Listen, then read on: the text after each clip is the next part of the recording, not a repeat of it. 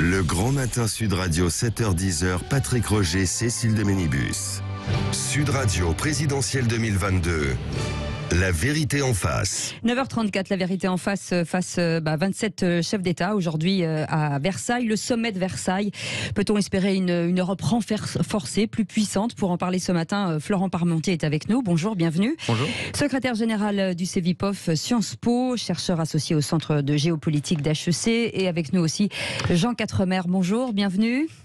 Bonjour. Vous êtes journaliste et correspondant européen à Libération. Oui, l'un des meilleurs connaisseurs de la question européenne sur la place européenne, si je puis dire. Il faut bien préciser pour les auditeurs d'ailleurs que ce sommet était prévu avant la guerre de l'Ukraine. Il était prévu en fait de longue date. Il faut rappeler que la France occupe la présidence en fait de cette Union européenne. On va pas revenir sur la polémique autour de ça, mais en tout cas, voilà, c'était prévu. Alors, indépendamment de ce qui va être débattu autour des sanctions éventuellement et de l'Ukraine, qu'est-ce que ça représente ce sommet européen pour vous? On commence par vous, Florent Parmentier. Alors, très simplement, effectivement, vous aviez raison de dire qu'il était prévu de longue date. Oui. Il était prévu, en fait, pour parler de l'après-Covid. Oui. On voit qu'on est passé à l'après-Covid, finalement. De ce point de vue-là, on peut dire que c'est une première réussite. On ne parle plus du Covid maintenant. Plus sérieusement, effectivement, c'est un point de vue, une rencontre informelle entre les chefs d'État et de gouvernement, avec une idée qui est effectivement de tester un peu la solidarité européenne face à une crise majeure, dont beaucoup, finalement, espéraient éviter le dénouement, mais dont le déroulement se passe sous nos yeux, et pour lesquels, effectivement, davantage de coordination, davantage d'échanges doit être prévu pour qu'on voit un petit peu quelles sont les bonnes mesures à prendre, voir un petit peu aussi, tout simplement, il faut constater le fait que les Européens ont été assez largement à l'unisson derrière les sanctions, mais que vraisemblablement, une fois qu'on a passé ce premier jeu de sanctions extrêmement important, peut-être c'est l'idée de voir un peu quels sont l'état aujourd'hui des opinions des uns et des autres de manière informelle. Oui, c'est ça. Alors, vous dites solidarité évidemment et unité. Jean Quatremer, comment elle vous apparaît aujourd'hui, cette Europe? Est-ce qu'elle est unie, solidaire, ou est-ce qu'elle est un peu quand même désunie? Chaotique. Je crois que Vladimir Poutine lui-même n'en revient pas. Une telle unité européenne et une telle force dans la réponse européenne qui a donné le là à l'ensemble des sanctions internationales était totalement inattendue, y compris pour moi. Vladimir Poutine, depuis 20 ans, essaye de diviser l'Europe et, par exemple, en jouant sur la Hongrie, sur les intérêts économiques allemands, italiens, un certain nombre de pays étant très dépendants de son gaz. Et là, il se retrouve face à une Europe qui fait bloc, c'est-à-dire que Viktor Orban, aujourd'hui, est aligné sur Emmanuel Macron, qui est aligné sur le chancelier Scholz, qui est aligné sur le Premier ministre italien Mario Draghi. En plus, la réponse européenne, elle est douloureuse pour la Russie, mais pour nous. C'est-à-dire que là, on a montré unanimement, à 27, qu'on était prêt à aller très loin pour empêcher Vladimir Poutine de faire main basse sur l'Ukraine, y compris si on doit nous-mêmes souffrir. Vous savez, on dit nous ne sommes pas en guerre avec la Russie. Mais la guerre au XXIe siècle, c'est pas seulement envoyer des chars. La guerre, elle est multiforme. La guerre, elle est économique, elle est dans le cyberespace, elle est évidemment sur les champs de bataille. Donc, nous sommes de facto aujourd'hui, même s'il ne faut pas le dire, parce que ça risque d'énerver Vladimir Poutine, au point où il en est, remarqué, c'est pas bien grave, mais nous sommes de facto en guerre face à Vladimir Poutine. Et quand on voit les hésitations, par exemple, américaines ou britanniques, qui sont quand même, qui ont quand même joué à un jeu un peu étrange, on va dire, en Ukraine, aujourd'hui, on se dit, l'Europe, heureusement qu'elle est là. Voilà. Moi, franchement, vous savez, je suis très critique des États membres, de leurs hésitations face à davantage d'intégration européenne. Et là, je suis étonné, surpris, et heureusement surpris. Florent Parmentier, le fait que ce soit la France qui soit à la tête momentanément de cette Union européenne, de ces 27 chefs d'État, est-ce que ça peut avoir un impact positif sur nous, sur l'image qu'on aura plus tard, que l'Union européenne aura sur la France?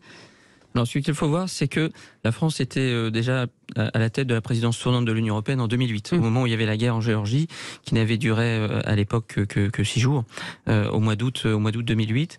Et donc, ce qui était frappant, c'était de voir en fait comment en quelques jours, là aussi, on était passé en fait de la priorité de Nicolas Sarkozy à l'époque, qui était l'Union pour la Méditerranée, la stabilisation du Sud, cette fois-ci et non de l'Est, à finalement s'occuper de ce qui se passait à l'Est. Donc, on avait eu ce premier renversement. Pour la présidence française de l'Union européenne, on pensait qu'Emmanuel Macron allait pouvoir dérouler effectivement son programme, c'est-à-dire l'idée selon laquelle la France doit être un petit peu à la pointe de tout ce qui concerne l'autonomie stratégique européenne. Et de ce point de vue-là, effectivement, on peut se dire que, c'est le moment pour Emmanuel Macron, en quelque sorte, de montrer qu'il y a eu des intuitions, notamment lors de son discours de la Sorbonne en 2017, dans lequel il parlait davantage d'autonomie stratégique, qui sont en phase avec les défis de l'époque. Là où, en revanche, les débats vont commencer à apparaître, c'est de se demander si ce à quoi nous assistons aujourd'hui, c'est une réflexion sur la sécurité de l'Europe, sur l'Europe de la défense, sont des thèmes qui sont à la fois liés, mais qui ne sont pas exactement identiques. Dans l'Europe de la défense, il faut bien voir, il faudra expliquer que il y a un acteur qui est important, qui est au-delà de l'Union européenne, qui est l'OTAN. Et donc, dans un moment de crise comme celui auquel nous assistons, le réflexe, la valeur refuge, en quelque sorte, c'est l'OTAN. Et la plupart des personnes sont allées vers ce cadre-là. Peut-être qu'Emmanuel Macron, à l'occasion de cette réflexion-là, a montré que finalement les Européens étaient capables de se mobiliser pour des sanctions. On le voit, il y a des différences qui sont extrêmement fines. Si on écoute effectivement, peut-être qu'on peut trouver ici ou là certaines voix discordantes dans le patronat allemand pour dire mais d'accord SWIFT, mais pas totalement. Oui. C'est ça, on l'a vu. Et si ça dure, c'est là peut-être où il y a un danger, Jean Quatremer, c'est que si cette crise dure, est-ce qu'il y aura toujours ce bloc que vous avez décrit en fait tout à l'heure, parce qu'il peut y avoir des fractures, des failles des uns et des autres qui voient aussi leurs intérêts. Les Italiens, vous savez, qui commercent en fait beaucoup avec les Russes, qui ont beaucoup fait, les Allemands aussi, notamment sur le gaz, et puis d'autres pays aussi qui peuvent être touchés. Jean Quatremer. Oui, vous avez tout à fait raison, il risque d'avoir des débats. Pour l'instant, les débats ont eu lieu dès le début des sanctions, je vous rappelle, autour de SWIFT ou même autour de la dépendance énergétique, et ça a été dans le même sens, c'est-à-dire que finalement, rappelez-vous, les Allemands ont accepté qu'on sorte un certain nombre de banques de SWIFT, on se dirige vers une véritable révolution énergétique au sein de l'Union européenne, c'est-à-dire que l'idée, c'est de se passer d'ici la fin de l'année, d'ici la fin de cette année, de 2/3 des importations de gaz russe. Et je peux vous assurer que l'Union européenne, lorsqu'elle se fixe des délais, elle les tient toujours. Regardez sur la monnaie unique, par exemple. Mais lorsque vous dites qu'il y a des débats, en fait, vous me faites penser un peu à la situation française. C'est vrai, en France, là, c'est l'Union nationale. C'est vrai que tout le monde est aligné derrière Emmanuel Macron. C'est vrai qu'il n'y a pas de pro-Poutine en France. Ça n'existe pas du tout. Il n'y a pas 40% des Français qui vont voter pour des candidats qui sont favorables à Vladimir Poutine. Oui, il y a des débats en Europe, mais c'est pas pour ça que ça veut dire qu'elle est divisée ou impotente. Il y a des débats politiques en France, et ça ne veut pas dire pour ça que la France est divisée et impotente. C'est la nature d'un ensemble politique d'avoir des débats, et heureusement, mon Dieu, qu'il y a des débats. Parce que si vous voulez qu'on ressemble à la Russie de Vladimir Poutine, effectivement, c'est une option. Je pense qu'il n'en est pas question. Oui, absolument. Allez, on va poursuivre après une petite pause dans un instant. Et on va se poser la question, à partir de là aussi, justement, est-ce que ça ne donne pas des idées pour la construction de l'Europe de demain? C'est-à-dire avoir un cadre peut-être sur des fonctions très fortes autour de la défense, etc. Et puis peut-être les questions de souveraineté. Jean Quatremer, vous les avez mis souvent en évidence en disant, attention, l'Europe ne peut pas tout non plus pour certaines choses, quoi. On le voit. Donc on va y revenir dans un instant et vous pouvez poser vos questions 0826 300 300. 9h42 tout de suite. Sud Radio présidentielle 2022. La vérité en face. La vérité en face, ce sommet de Versailles avec ses chefs d'État et face aux nouveaux enjeux de l'Europe, renforcée, plutôt impuissante ou pas. On en parle avec Florent Parmentier, secrétaire général du Cevipof, et puis Jean Quatremer, journaliste correspondant européen à Libération, et vos appels 0826 300 300. Est-ce que ça nous amène à de nouvelles idées de l'Europe, de la construction en fait de l'Europe qu'on a beaucoup critiqué depuis des années, à raison d'ailleurs, à tort pour certaines choses, mais à raison en fait pour d'autres, quoi. Florent Parmentier, grosso modo avec un cadre, en se disant oui, on peut faire l'Europe sur des sujets fondamentaux assez forts, et puis après on garde notre souveraineté sur d'autres. C'est possible ou pas, ça? Alors, ce qui est frappant sur la longue durée, c'est à la fois de se rappeler, c'est la tarte à la crème dès qu'on étudie les questions européennes, finalement, il ne faut jamais gâcher une bonne crise. C'est ce qu'on dit effectivement quand on étudie l'Europe. Et de ce point de vue-là, effectivement, ça oblige en fait l'ensemble des acteurs à réagir. Il faut voir, il y a quelques années, comment les Européens ont réagi par rapport à la crise de la dette sur la Grèce. Il faut voir comment on a successivement en fait été en réaction par rapport à un certain nombre de temps, et comment, je crois que Jean Quatremer l'a très bien dit, sur cette crise-là, en fait, le temps de transaction entre les Européens était finalement très très courte. Et jusqu'à présent, ce qu'on disait, c'est que l'Europe ne peut pas être une puissance tant qu'elle n'est pas dans une temporalité géopolitique. Là, elle a eu une temporalité, finalement, qui était très proche d'un acteur, pas unitaire, mais en tout cas très très proche de ça, et en termes de coordination internationale, l'Europe en quelque sorte a prouvé son utilité, son cadre, et puisque l'essentiel des coûts qui sont portés pour l'instant par Paris, c'est les Européens et pas sur l'OTAN que ça va tomber. Jean Quatremer, est-ce que ça va contribuer à la réflexion à avancer dans cette construction et peut-être déconstruction pour certaines choses de l'Europe? Ça fait 35 ans que je couvre les questions européennes, et j'avoue que je me méfie toujours des grands soirs. On annonce régulièrement, parce qu'en réalité, ça ne se passe jamais comme ça. Il faut se rappeler d'une chose, une chose qui est fondamentale. L'Union européenne n'est pas et ne sera pas, sans doute avant des siècles, un État fédéral. C'est pas les États-Unis d'Amérique. L'Union européenne, ça serait comme les États-Unis qui fonctionnerait, si vous voulez, avec un conseil des 50 gouverneurs qui se réuniraient 4 à 5 fois par an, 50 gouverneurs américains, et qui décideraient de tout à l'unanimité. Parce que c'est comme ça que fonctionne l'Union européenne. Alors, pour que ça change, il faudrait élire un président de l'Union européenne, il faudrait un vrai Parlement européen qui représente véritablement les peuples européens, et puis un Sénat des États comme aux États-Unis. Mais ça nécessite une chose, un petit détail, allez, on va le dire. Il faudrait que les États renoncent à contrôler l'Union européenne. C'est-à-dire qu'ils disent, OK, on reconnaît que l'Union européenne doit avoir des compétences, par exemple en matière de défense, de politique étrangère, pour les grandes choses, et pour les petites choses, y compris la réglementation, par exemple, du secteur des assurances. Aux États-Unis, c'est État par État. La justice aux États-Unis, c'est État par État, et ainsi de suite. Ça, ce sont les États membres qui continuent, qui gèrent ces questions qui concernent les citoyens au plus près.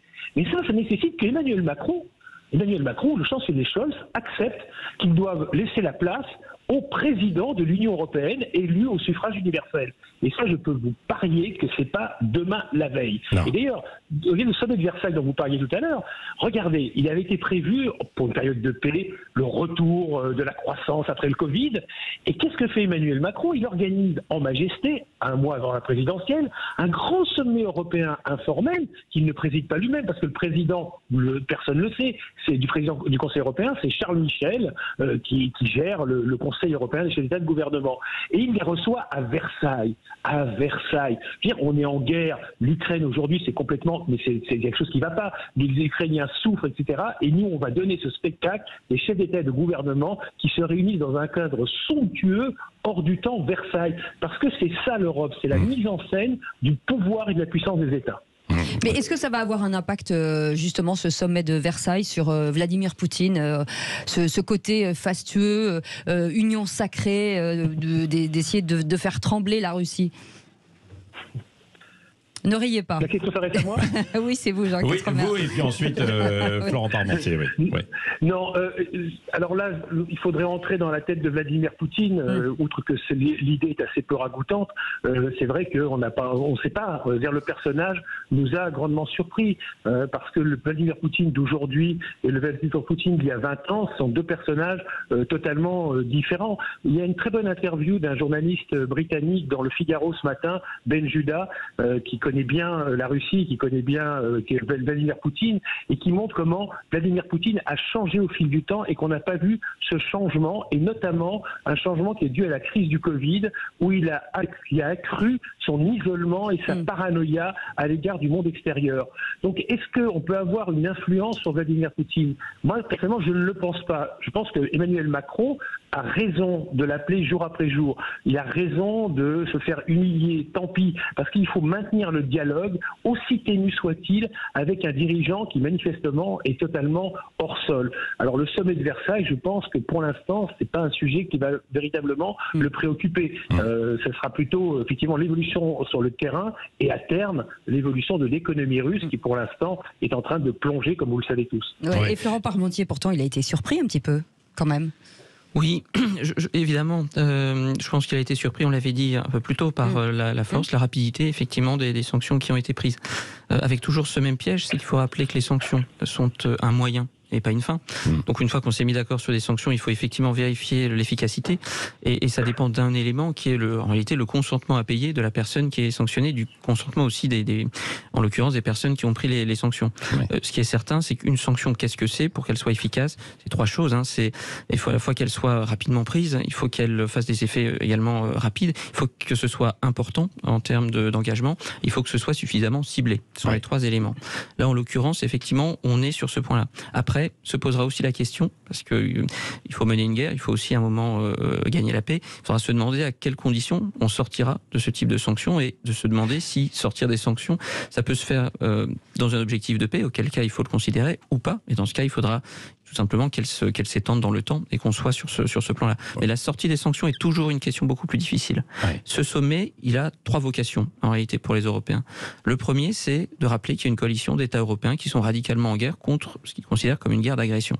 La deuxième chose, effectivement, c'est il faut réfléchir, si on travaille à présent sur deux secteurs importants, l'énergie, la défense, ça suppose de financer l'ensemble de ces travaux, et on voit que le chancelier Scholz, pour le coup, a eu une décision historique qu'on n'a pas vue en 16 ans finalement d'Angela Merkel, qui était d'engager 100 milliards pour la défense de l'Allemagne, en quelque sorte rattraper. Il faut savoir qu'on ne rattrape pas un niveau de défense en quelques semaines, il faut pour ça des programmations de 10 ans. Les lois de programmation militaire sont supérieures au seuil démocratique du mandat en fait électoral, et ça c'est une vraie question dès lors qu'on n'est pas 20 ans au pouvoir comme Vladimir Poutine.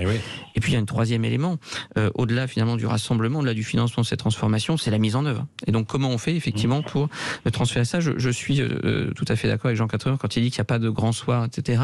Néanmoins, il y a des moments marquants, des points d'inflexion. Et donc ce point d'inflexion, c'est notamment réfléchir en termes de faut-il effectivement mettre en place une politique fiscale spécifique pour accompagner l'institution, faire des unions de transfert. Tout ça, c'est les questions qui sont devant nous.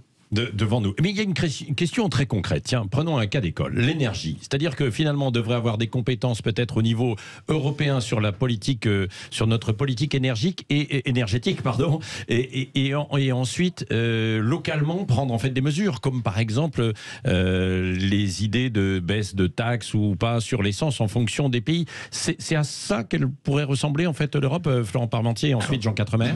Le paradoxe, c'est que 1952, le début de l'intégration européenne, qu'est-ce qu'on met en commun juste après la guerre? Le charbon et l'acier. Donc en réalité, on est déjà, dès le départ, sur une problématique énergétique, dès lors qu'on s'était mis avec une idée qui était que se mettre d'accord sur l'énergie, c'est en quelque sorte commencer à organiser la paix. Avec deux États, la France et l'Allemagne, qui étaient effectivement à l'époque dans les conditions qu'on imagine, un niveau de haine effectivement réciproque extrêmement important. Ça a été une des grandes réussites européennes, finalement, la politique énergétique. La politique énergétique plus récente, qu'est-ce qu'elle a été? En fait, elle est très présente. Elle est présente sur deux enjeux. Depuis les années 90, ça a été la libéralisation des marchés de l'électricité et la fin des monopoles nationaux, avec des résultats assez inégaux, en réalité, en termes de baisse de prix, en termes d'acteurs, etc., influents. Ça a produit un certain nombre d'effets, certains très positifs, d'autres beaucoup plus négatifs. Qu'on demande la nationalisation d'EDF. Effectivement, ça fait partie des questions. Et puis le second plan, c'est que l'Europe est là pour donner de grandes orientations. Or, l'Europe l'a fait. Ce travail, effectivement, qui a consisté notamment à se mettre d'accord sur le Green New Deal, qu'on appelle le pacte vert de l'Union européenne, c'est donner un certain nombre d'orientations, mais ça fait déjà depuis les années 90 que l'Union européenne pousse pour devenir un acteur climatique et remplacer en quelque sorte les énergies et les hydrocarbures les plus polluantes. Jean Quatremer, votre avis? C'est très compliqué parce que la question du mix énergétique, c'est-à-dire la part du gaz, du charbon et du nucléaire, relève de la souveraineté nationale. Et heureusement, pour le coup, alors moi qui suis fédéraliste, je suis soulagé qu'il n'y ait pas eu justement de compétences européennes en matière de mix énergétique, parce que sinon, aujourd'hui, nous n'aurions plus d'énergie nucléaire en France. Il faut que les choses soient très claires. C'est le vrai danger justement d'une fédéralisation dans ces domaines, c'est que pour l'instant, nous n'avons pas de vision commune dans ce domaine-là de notre avenir. Or, on sait bien que si on veut une indépendance énergétique à long terme, si on veut lutter contre le changement climatique à très court terme, il faut revenir ou passer, pour un certain nombre de pays, au nucléaire.